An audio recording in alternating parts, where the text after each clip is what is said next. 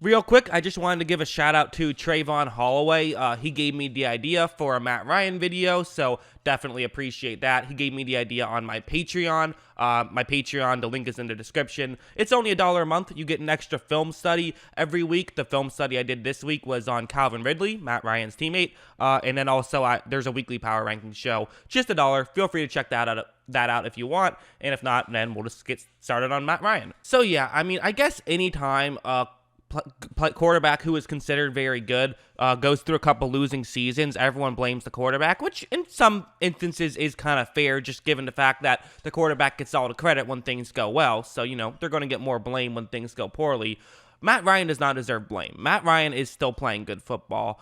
There's a lot of problems with this Atlanta Falcons team. Matt Ryan is not one of them. And let me just get into why. First, let's start with the play calling. So let's start off with this example. This is a great example, I think, where it's going to be play action, and Ryan's going to roll out to the left side of the screen. Not really roll out too much, more to just take the handoff and kind of stay back there. But he'll move a little bit in that direction. And also what's going to happen is that the tight end is going to then run over, and he's going to block Brian Burns, 53. No one else is blocking Brian Burns. Only the tight end is going to do this. And this is something you'll do from time to time. It helps sell to play action a little bit easier because the edge rusher sees that no one's blocking him. He can kind of run straight into the tight end.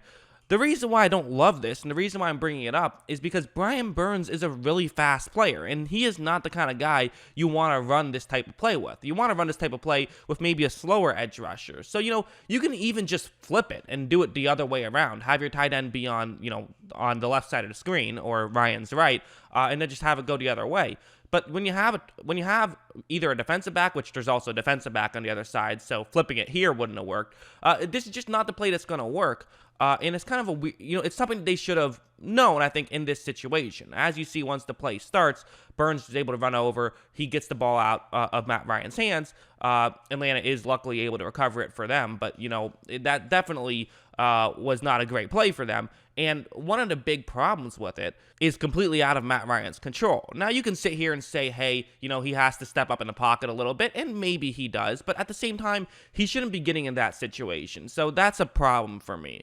In fact, a lot of the way that they were able to move the ball against Carolina, and I'm going to use mostly Carolina footage. I think I'm actually using all Carolina footage for this game, for this video, because I think it's a really good example of showing sort of the pitfalls of this Atlanta Falcons coaching staff. But, like on this play, this is really a lot of how they were able to move the ball when they were able to move the ball, were things like this, where it's going to be zone coverage. It's a cover 3 zone. Carolina, they run a lot of plays like this. It's a lot of zone coverage.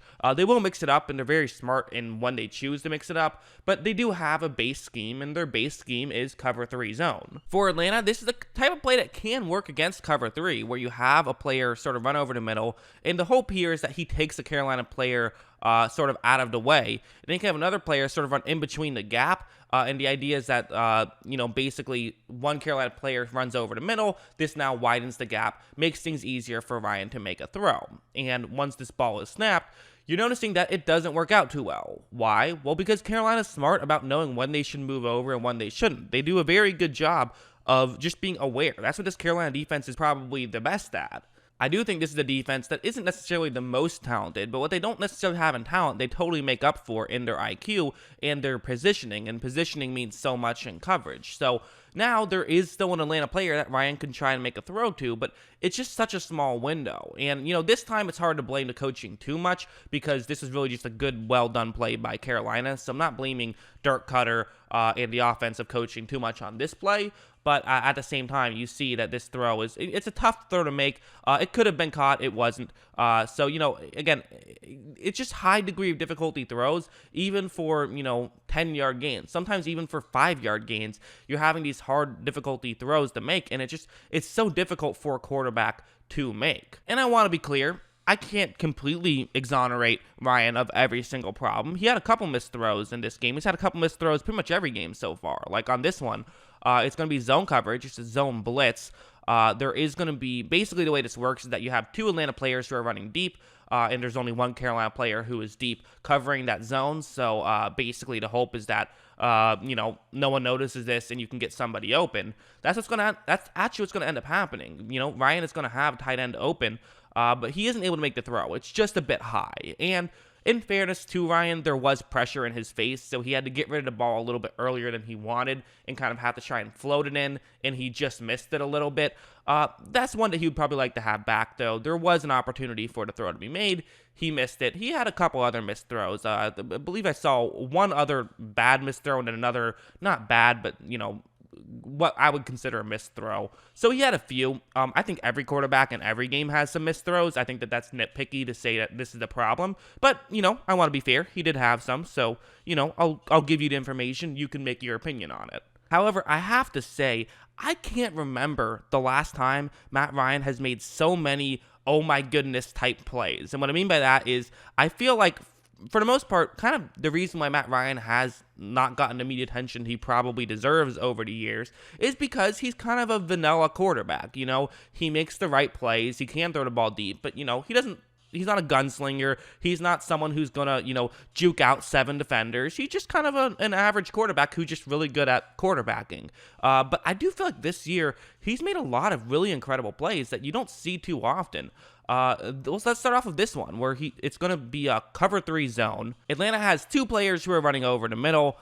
This is, it's a cover 3 zone, but what I didn't say is that there's actually only going to be 3 players rushing the passer. And Carolina, they're not even hiding this fact. In fact, they just have 3 people straight up on the line right here. They're just basically saying, hey, we're rushing 3 right here, and it's a 2nd down and 10. So that's interesting. I mean, they could be sending another player who's in the middle of the field in as well, but they're not. So, it's cover 3 zone, an extra player in coverage, which is going to be a problem for Atlanta. As you see once this play starts, because of the extra coverage, there are 2 Carolina players who are right in front of both Atlanta players that Ryan would want to throw the ball to. He could maybe consider the one who is closest to the middle of the field as he's going to continue running, and maybe there will be kind of a small window, but it's going to be a dangerous play, and he's probably going to have, a mailbox, and if not a mailbox, maybe a stop sign he's going to have to hit to make sure he can, get this completion, and if he misses, it could be an interception. So he's going to choose to not make that decision, which I think is the correct decision to make. But that's not the incredible part. What I love about this is how he realizes, hey, it's only a 3-man rush.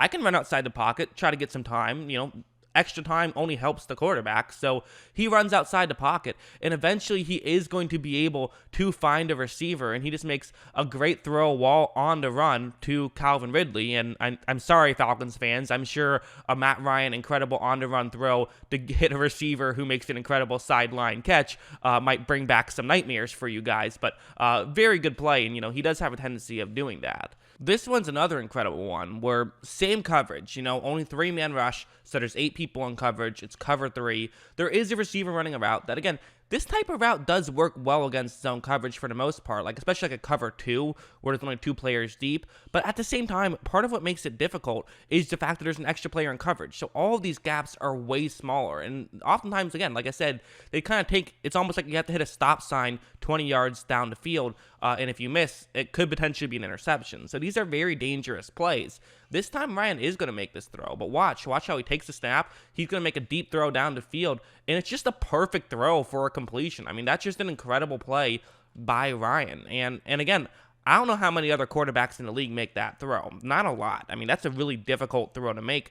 But give credit to Ryan. He made it there. And again, if you want to move on from Matt Ryan, A, you're crazy. And B, whatever quarterback you draft almost definitely is not going to be able to do that. So be careful. I don't know. Part of me feels like the idea that the Falcons are considering moving on from Matt Ryan is just totally, constructed by the media. I mean, I haven't really heard. The evidence just isn't there for me. I can't imagine they would do it. Granted, teams have done dumb decisions in the past. So sometimes I think that something would never happen, and it does happen. But quite frankly, I mean, is there any team, like how many teams do you think would give up multiple first-round picks for Matt Ryan? I think even teams with good quarterback situations would still give up multiple first-round picks for Matt Ryan. I mean, there would be a long list. So maybe that's the idea is, hey, let's get a lot of picks. Let's try to rebuild. And there might be some logic to that. But if you think that Matt Ryan is even close to being the problem for the Falcons, you're delusional. He is easily their most valuable player. He was the most valuable player of an entire season. So, listen, he does a lot really well. he's still playing at a high level. If you pay attention, you'll know that there's a lot of problems with the coaching staff. Even now that they've changed, I still don't love how Dirk Cutter has coached this team. I think Dirk Cutter is really good at coaching a team with not great quarterback play or very limited quarterback play. I do not think he's very good at coaching a team with great quarterback play. That's my opinion on it. What do you guys think? Let me know in the comments below. Always love hearing from you. And of course, as always, thanks for watching.